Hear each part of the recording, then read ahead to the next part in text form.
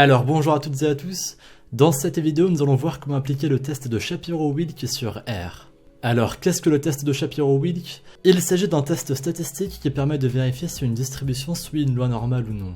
Ces hypothèses sont H0, l'échantillon suit une loi normale, et H1, l'échantillon ne suit pas une loi normale. Il s'agit donc d'un test très important, puisqu'il est absolument indispensable de savoir comment est distribué son échantillon, parce que cela va nous permettre de savoir si on va ensuite appliquer des tests paramétriques ou des tests non paramétriques. Donc pour donner des exemples de tests, si notre test de Shapiro-Wilk nous indique qu'on doit conserver H0, alors on pourrait appliquer un test comme le test de Student, mais si au contraire le test de Shapiro-Wilk nous indique que l'échantillon ne suit pas une loi normale, alors là on pourrait appliquer un test comme le test de Mann-Whitney.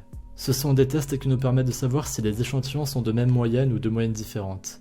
Et avant de les appliquer, il est donc indispensable de faire le test de Shapiro-Wilk pour savoir si les échantillons que l'on veut tester suivent une loi normale ou non.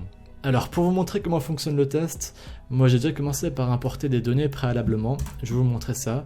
J'ai assigné mes données à la variable data et en fait il s'agit d'une table qui comporte les données de 297 patients. Donc chaque ligne correspond à un patient avec des indicateurs clés sur chacun des patients comme le sexe.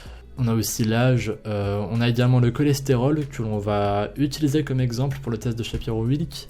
Et pour ce faire, on va taper tout simplement Shapiro.test, entre parenthèses, data $, le data correspond bien au nom de ma variable, je précise, et ensuite on met le nom de notre variable. Donc moi je vais tester le cholestérol et je vais chercher à savoir si ma variable cholestérol suit ou non une loi normale. Du coup je tape col puisque c'est le nom de ma variable. Et ensuite si j'appuie sur entrée, on peut voir dans la console que l'on a une p-value de 1,019 x 10 puissance moins 8.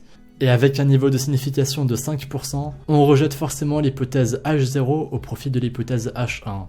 Donc il semblerait que notre variable col ne suit pas une loi normale. On peut taper ici test de Shapiro-Wilk pour que ce soit plus clair au niveau du code.